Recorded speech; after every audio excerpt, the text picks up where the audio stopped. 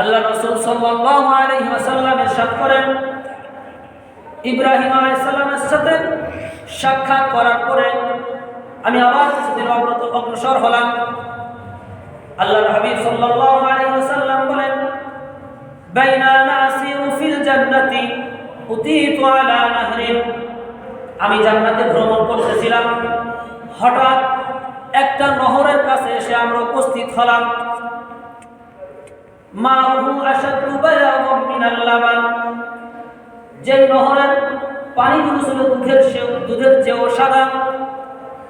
ওয়া আহলা মিনাল আসাল, যে নহরের পানি ছিল মধুর চেয়েও সুমিষ্ট। ওয়া রিহুহু আতয়াবু মিনাল মিস্ক, এবং যে নহরের সুগন্ধি পানির সুগন্ধ ছিল মিস্ক আম্বরের চেয়েও অধিক সুগন্ধিময়। সুবহানাল্লাহ।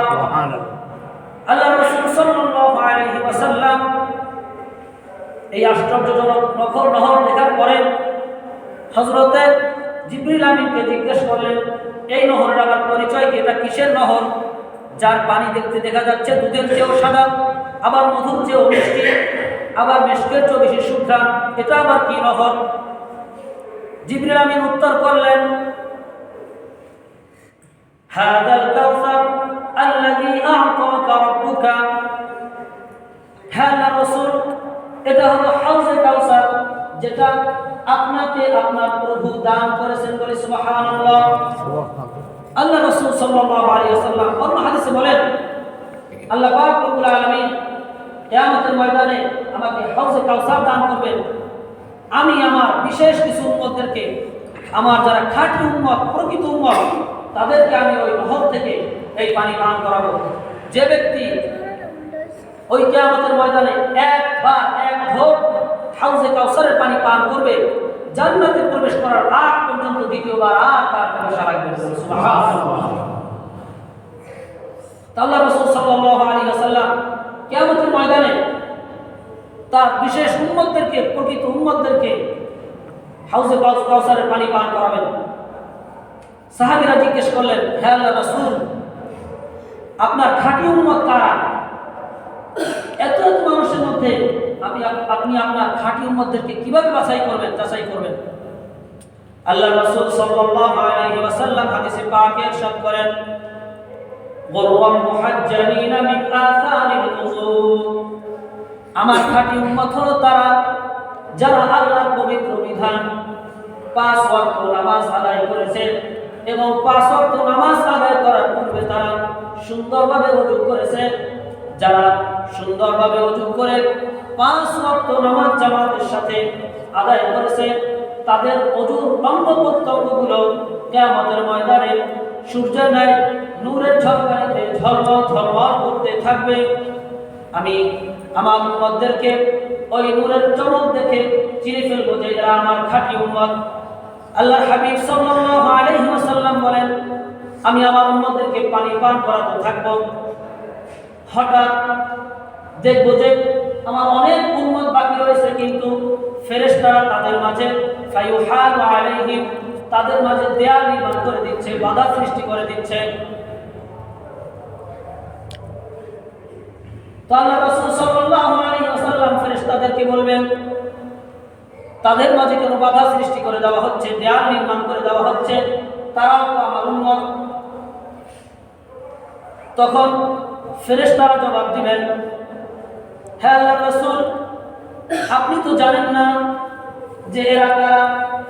যদিও তারা আপনার উম্মত ছিল, কিন্তু আপনার মৃত্যুর পরে এই সকল উম্মতরা, এই সকল লোকেরা দ্বীনের মধ্যে বিদআত সৃষ্টি করেছে, অর্থাৎ দ্বীনের কাজ মনে করে নতুন জিনিস সংযোজন করেছে।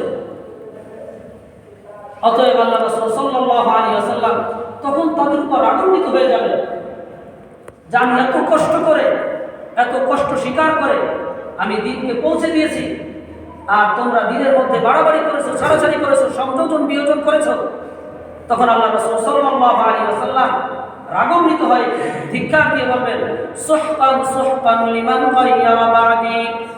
দূর হও, যারা আমার পরে দ্বীনের মধ্যে সংযোজন বিয়োজন করেছো, তারা আমার থেকে দূর হয়ে যাও।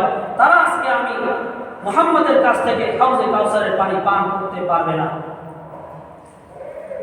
তো এজন্য আমরা যদি আল্লাহ রাসূল সাল্লাল্লাহু আলাইহি ওয়াসাল্লামের কাছ থেকে সেই কিয়ামতের কঠিন ময়দানে হাউজে কাউসারের পানি পান করতে চাই, তো আমাদের জীবনটাকে, আমাদের ব্যক্তিগত জীবন, পারিবারিক জীবন, রাষ্ট্রীয় জীবন, সামাজিক জীবন, আন্তর্জাতিক জীবন, সর্বক্ষেত্রে আমাদেরকে আল্লাহ রাসূল সাল্লাল্লাহু আলাইহি ওয়াসাল্লামের সুন্নাত তরিকায় আমাদের জীবন যাপন করতে হবে। আমাদের নিজেদের মন গড়া জীবন যাপন করা চলবে না। আল্লাহ রাসূল সাল্লাল্লাহু আলাইহি ওয়াসাল্লাম এই হাউজে কাউসার দেখার পরে আবার সামনে ভ্রমণ করতেছিলেন। আল্লাহ রাসূল তিনি নিজে বলেন, সামিআতু খাশখাশাতান, হঠাৎ আমি একটা জুতার আওয়াজ শুনতে পেলাম, অর্থাৎ মনে হচ্ছিল কেউ জান্নাতে আমার আগে আগে হাঁটতেছে, চলতেছে। তো আল্লাহ রাসূল সাল্লাল্লাহু আলাইহি ওয়াসাল্লাম তার সাথী জিবরিল আমিনকে জিজ্ঞেস করলেন, এটা আবার কার পায়ের আওয়াজ?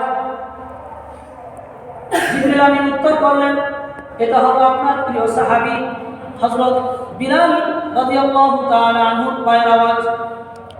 তো আল্লাহ রাসূল সাল্লাল্লাহু আলাইহি ওয়াসাল্লাম যখন মিরাজ থেকে আসলেন, তখন বিলাল রাদিয়াল্লাহু তাআলা আনহুকে জিজ্ঞেস করলেন, বিমা সাবাকতানি ইলাল জান্নাহ ইয়া বিলাল, হে বিলাল, কোন জিনিস তোমাকে জান্নাতে অগ্রগামী করে দিল? আমি তো মিরাজের রজনীতে তোমার পায়ের আওয়াজ আমার সামনে সামনে শুনতেছিলাম। বিলাল রাদিয়াল্লাহু তাআলা উত্তর করলেন, হে আল্লাহর রাসূল, আমি তেমন কোনো উল্লেখযোগ্য আমল করি না যার দ্বারা এই মর্তবা হতে পারে, তবে আমি একটা আমল আমার রয়েছে জীবনে, যেটা আমি সদা সর্বদা করি, সেটা হলো আল্লাহর রাসূল, আমি যখনই আমার ওযু ভেঙে যায়, হাদাস হয়, আমি সাথে সাথে ওযু করে নেই এবং আল্লাহর হক মনে করে আমি ওই ওযুর পরে 2 রাকাত তাহিয়াতুল ওযু নামাজ আদায় করি। সুবহানাল্লাহ। আল্লাহ রাসূল সাল্লাল্লাহু আলাইহি ওয়াসাল্লাম বললেন, ইয়া বিলাল, বিহিমা, এই কারণে তুমি যে হাদাস হওয়ার সাথে সাথে, তোমার ওযু যাওয়ার সাথে সাথে আবার ওযু বানিয়ে নাও এবং তার সাথে সাথে 2 রাকাত নামাজ আদায় করো, এই তোমার আমলের কারণেই আল্লাহ পাক তোমার মর্তবাকে জান্নাতে এত বুলন্দ করে দিয়েছে। বলে সুবহানাল্লাহ।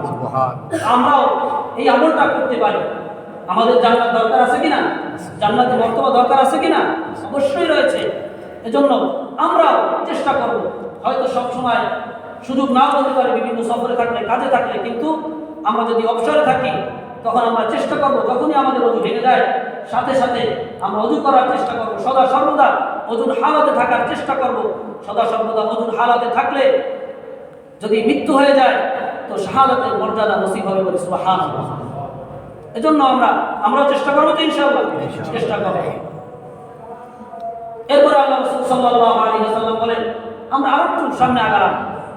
হঠাৎ ফাআতাইতু আলা কাসরিন মুরাব্বাইন মুশাররাফিন মিন যাহাব, আল্লাহ রাসূল বলেন যে হঠাৎ আমরা বিশাল একটা স্বর্ণে নির্মিত একটা অট্টালিকার সামনে গেলাম। তো আমি গিয়ে জিজ্ঞেস করলাম, লিমান হাযাল কাসর, এই ভবনটি আবার কার? স্বর্ণ দিয়ে নির্মিত। তখন জিবরিল আমিন উত্তর করলেন, লিরাজুলিন আরাবিয়্যিন, একজন আরবি ব্যক্তির বিল্ডিং এইটা।